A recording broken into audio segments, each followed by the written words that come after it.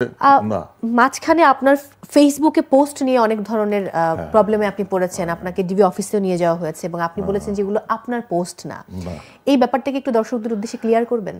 এটা আমার নামে আমার একটা পেজ ছিল আর একটা আইডি ছিল, মারজুক শাহ মাজার হচ্ছে পেজ।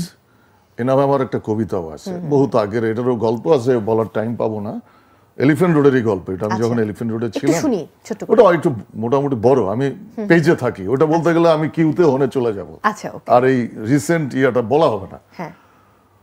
তো আমার অ্যাক্টিভিটি, আমার পোস্ট অনেকের পছন্দ না, বিভিন্ন গ্রুপের পছন্দ না, তারা ডিসেবল করে দিছে নানানভাবে রিপোর্ট করে। তারা দায় স্বীকারও করছে যে আমরা করেছি ওপেনলি এইটা।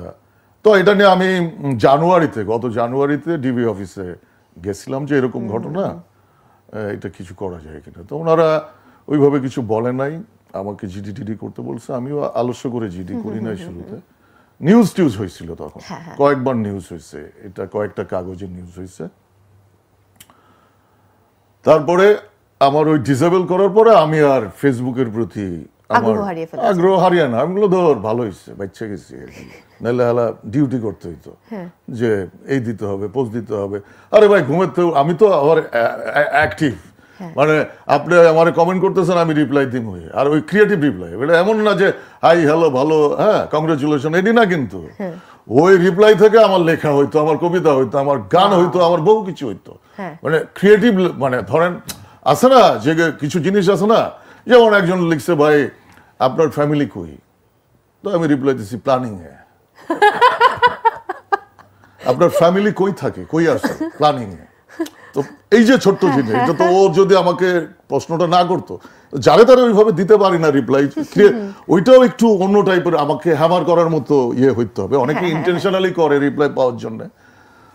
তো ওই ফাঁকে অনেকগুলা পেজ গজায় গেছিল এবং এগুলা বুঝতে পারি যে এরা কোনো না কোনো এজেন্ডা বাস্তবায়নের জন্য এগুলা করছিল আসলে, বা উদ্দেশ্য প্রণোদিত। না হইলে তো একই ছবি দিয়ে একাধিক, আমি যখন জিডি করতে গেছি তখন দেখি প্রায় 100 উপরে ছোট ছোট, এবং এরা অনেক শেয়ান আর কি, অনেক শেয়ান, যে একটা খায়া দিলে আরেকটা, একটা মানে এরা সাবস্টিটিউট রেডি রাখছে, পাশাপাশি স্পেয়ার করে রাখছে, বুঝি তো। আর আমরা হ্যান্ডেল করতেছি না এটি, ভাই আমরা তো এই লাইনেরই লোক, ভিজুয়াল হোক। আর এই ইন্টারনেটের সাথে আমরা শুরু থেকে, যখন মানুষ ইন্টারনেটকে ঘৃণা করতো, ক্যাফেতে আমাদের দীর্ঘদিন বসের লগে, তখন আমি কাজ করি না, পাশাপাশি বৈশা বস আমারে ডাউন করে দিতেছে ক্যাফেতে, আজিজ মার্কেটে, ওখানে একটা ক্যাফে ছিল সাইবার সরাই। ওই সময় পলিটিক্যাল যেই, মানে ওইকে বলতে পারি যে ঢাকা যে পলিটিক্যাল আতর ঘরবার যেটাই বলি না কেন, এগুলো নিজের চোখে দেখেছেন? সবই দেখছি। 90s তো আমরা আজকে যে ধরেন ইয়াংরা যে আন্দোলনটা আমরা 90s এ ওটা করছি। আমরা তখন 90s এ আমরা এই ফ্রন্টাল ছিলাম, আমাদের বয়স কম ছিল, আমরা তো এরকম করছি, দেখছি। তারপরের রেজাল্ট দেখে না আমরা চেপে গেছি যে না, এখানে অন্ধকার, আলোতে তাকাও অন্ধকার, আধারে তাকাও অন্ধকার, চারিদিকে অন্ধকার আসলে। তো ওই ফাঁকে অনেকগুলো ফেক পেজ হয়ে গেল। তো আমি ওখানে গেলাম, ওনারা কিছু করলো না। শেষের দিকে এসে যখন এক্সট্রিম হয়ে গেল, মানে ওইগুলা পোস্টার্স, তখন আমাকে মানে ওনারা জানেন যে এগুলা, যারা আইনি দায়িত্বে ছিলেন তখন, ওনারা জেনেছেন যে এগুলো ফেক, কিন্তু পাবলিক তো জানে না, নাগরিকেরা জানে না।